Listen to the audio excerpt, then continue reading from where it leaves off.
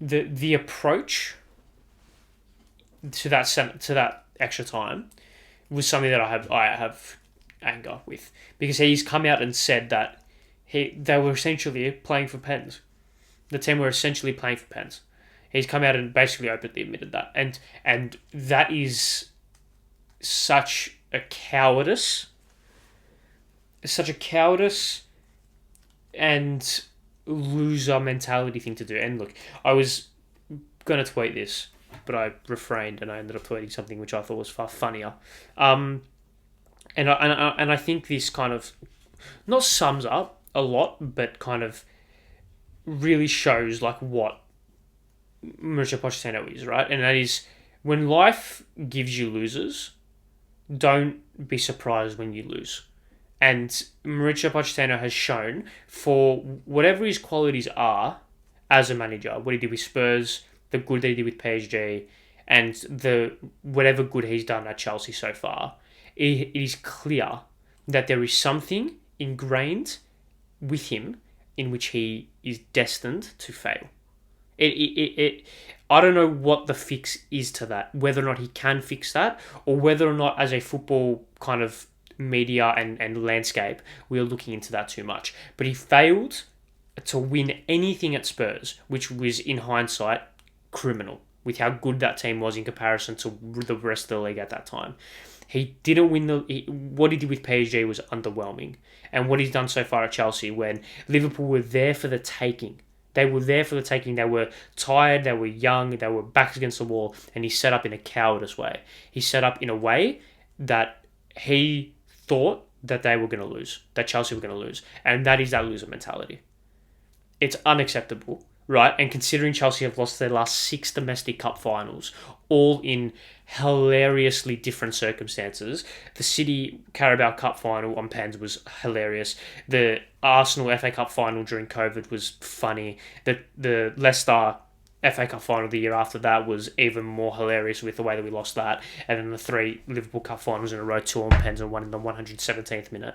There has been something ingrained in this club on a domestic scale, and you need a winner to fix that.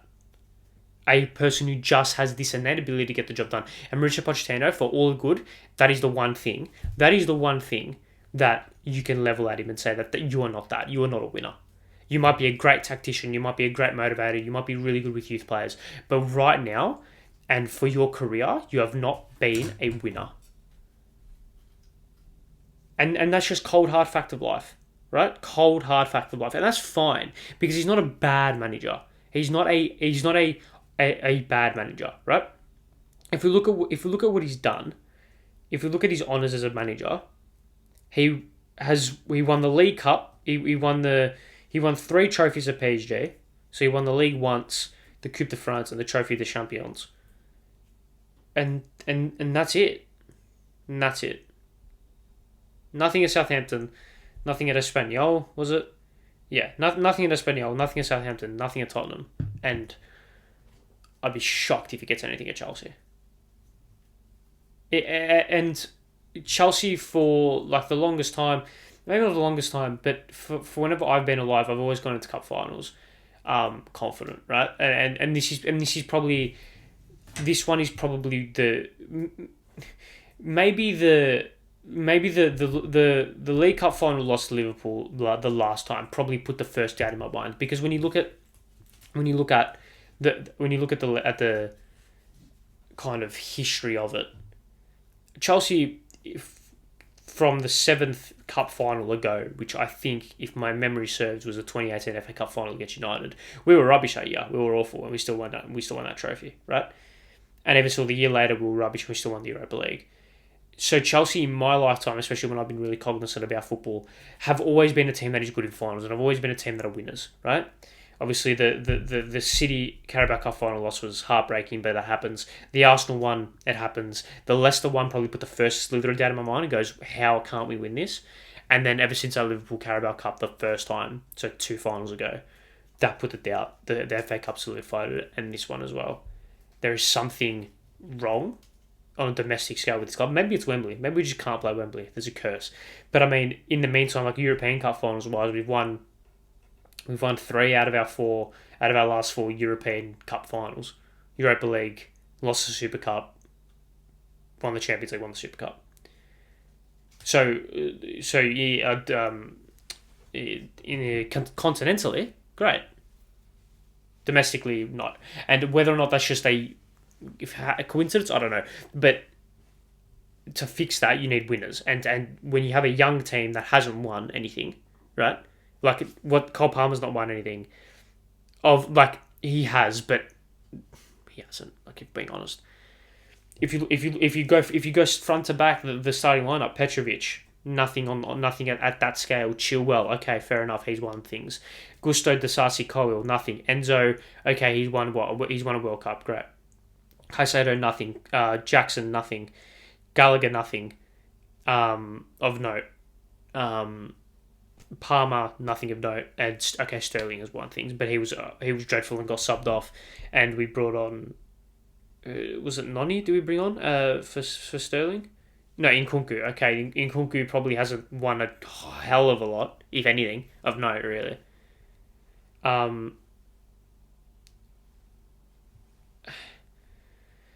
It's just really like, at what stage does it flip? At what stage does it turn?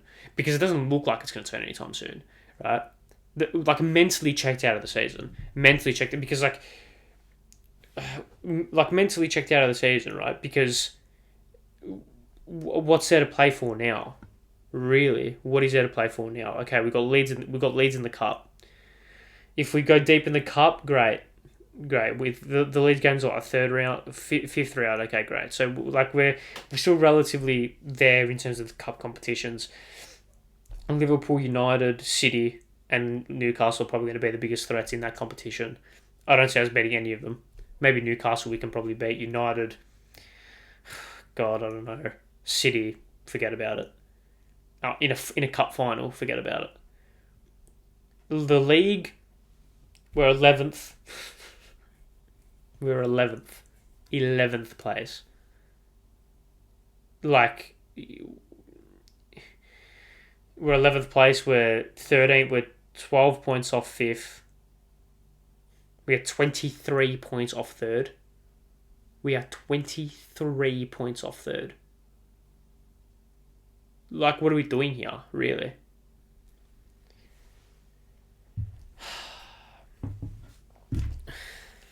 It's just a shrug at the shoulders. It is just an utter shrug at the shoulders, because what is the point? Like, what is the point? When... And I'm not going to... I haven't mentioned price tag at all throughout this, because price tags do not exist in football, right? And this is something I actually want to speak about. Gary Neville's blue £1 billion bottle jobs, or whatever it was. It's a good line, fair enough. Peter Jury 100% wrote that to him and just slid it across. 100%. Because Gary Neville's not smart enough to think of that. Good line, great. But who cares how much they're worth? It's not your money, is it? When Chelsea spent 125 million on Moises Caicedo, it doesn't come out of my bank account. It doesn't come off my fucking debit card, does it? No, it doesn't come off yours either. So who cares how much they spend, as long as they don't liquidate themselves? And let's be honest, I don't think Chelsea are ever going to be in a position where they're going to liquidate themselves. Chelsea's owner Chelsea could not function as a club for 3 months, and they survived. I think it's fine. So, I'm not subscribing to your squad's worth £1 billion, blah, blah, blah. Football, money doesn't exist in football. Money is purely a sequence of symbols to determine a trade. That's all it is. It doesn't exist. So yeah, that's probably why I haven't really spoken about the price tags at all of any of the players. But yeah. Poch, I wouldn't sack him. Right now. But if it doesn't change, if things don't change, we're probably going to get into a position where it's like, okay, realistically, what are we actually doing here? What are we doing? because, okay, it's a project. I agree, it's a project. Young squad, really young squad. We actually had a younger starting 11 on our average age in Liverpool. We didn't have one player over 30, I don't think. I don't know how old Chilwell is. I don't think he's 30. We didn't have one player, like, who was our oldest player? Chilwell's probably our oldest player on the pitch, and he's not old. Like, he's 27, I think. Extremely young defence, barring that. Extremely young double pivot. And a front line. Okay, Sterling. I forget Sterling's the elder statesman of the squad. I don't know what needs to change. Something does need to change because it's going to become drastically shit very quickly, if not already. Because the season's done. So what's the point? Really? What is the point? Anyways, that's just my 2 cents on Poch and Chelsea and all that shit.